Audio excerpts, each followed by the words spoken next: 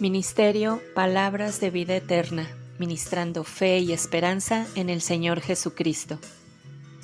Y llegó la fama de estas cosas a oídos de la iglesia que estaba en Jerusalén, y enviaron a Bernabé que fuese hasta Antioquía. Hechos capítulo 11, verso 22. Esta semana en Palabras de Vida Eterna, Raúl García, de la ciudad de Salamanca, Guanajuato, México, nos comparte un estudio referente a un varón judío, descendiente de la tribu de Leví y conocedor de la palabra de Dios, el cual, por el Espíritu Santo, fue elegido, apartado y enviado a predicar la palabra y para exhortar a los creyentes que permaneciesen en la gracia de Dios. Bernabé. Hola hermanas, ¿qué tal? Hablamos nuevamente Raúl García de la Iglesia de Salamanca. Pues vamos a terminar ya con este análisis de este varón llamado José, cuyo sobrenombre es Bernabé y que es mejor conocido como Bernabé, el hijo de consolación. Y hemos tratado de analizar que Bernabé nunca quiso sobresalir, sino que él quería siempre que la gloria de Dios y su iglesia fueran las que crecieran. Era un hombre que consolaba y nos exhorta a nosotros consolar. Seguramente fue un hombre sufrido y por eso sabía consolar a los hermanos y a las iglesias. Fue un hombre que podía reconciliar, reconcilió él con Pablo y también reconcilió a su sobrino Juan Marcos con Pablo. Y esas dos reconciliaciones que él tuvo fueron bendición para la iglesia. Todas las cartas de Pablo, todo el ministerio de Pablo y también el evangelio de Juan Marcos. Entonces, este hombre fue una gran bendición, un gran instrumento para la iglesia, que aunque no es tan notable o no tenemos en el canon de la Biblia algunos de sus escritos, sin embargo, personas en las cuales él influyó grandemente tienen mucho escrito en la Biblia actual. Y tendríamos algunas otras cualidades que revisar, sobre todo a mí me impresiona mucho la actitud de servicio, la actitud de amor por la iglesia. Vemos en Hechos 4:37, por ejemplo, que él era una persona caritativa. O sea, no solamente hablaba de palabra, sino que él, por ejemplo, se despojó de su propiedad, la vendió, como dice en el capítulo 4 de Hechos, versículo 37, y puso todo lo que obtuvo de esa hacienda a los pies de los apóstoles, para que los apóstoles dispusieran de ese recurso. Muy pocas personas, ¿verdad?, hacen este tipo de gestos, este tipo de manifestación del amor hacia los demás, hacia la iglesia, hacia la obra de Dios. A algunos nos pesa a veces dar algo. Yo creo que por eso Pablo escribe que cuando ofrendemos sea no por tristeza o por necesidad, porque Dios ama al dador alegre. Y hermanos, a veces tristemente no queremos aportar para la obra del Señor, lo cual es muy importante. Y vemos que también este es un ejemplo de Bernabé. Además, otra actitud que Bernabé tiene es que él estaba dispuesto a dar su tiempo para la obra. Él era seguramente un obispo, ¿verdad? Ahí en la iglesia de Jerusalén se le nombra ahí en el libro de Hechos como un doctor, un maestro, un profeta. Pero cuando Pedro va a Jope, ¿verdad? Y empieza a hablar a los gentiles, a Cornelio, y se convierten, y luego estas personas empiezan a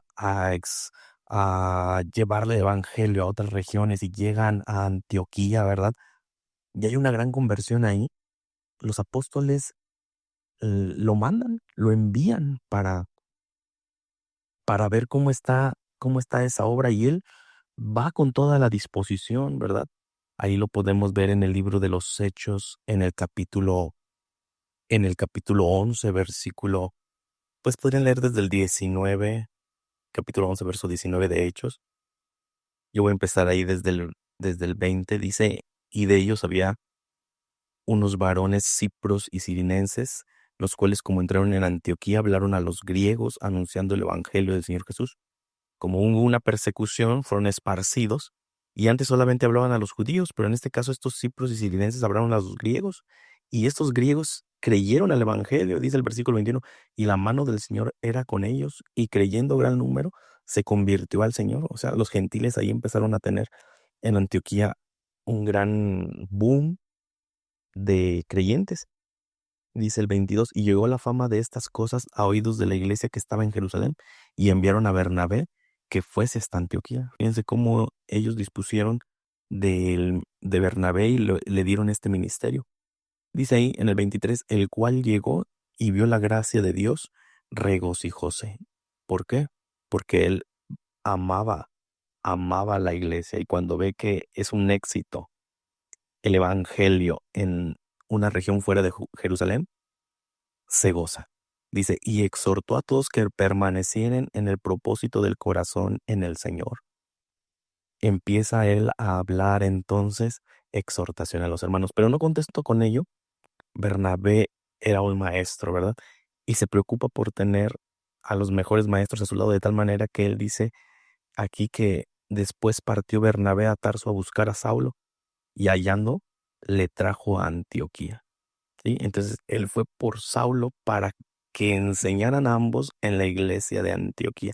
Y aquí ocurre precisamente en Antioquía, que era tan notable el ministerio de estos dos varones que permanecieron ahí un año, pero ahí nosotros fue la primera vez que tuvimos la etiqueta de cristianos.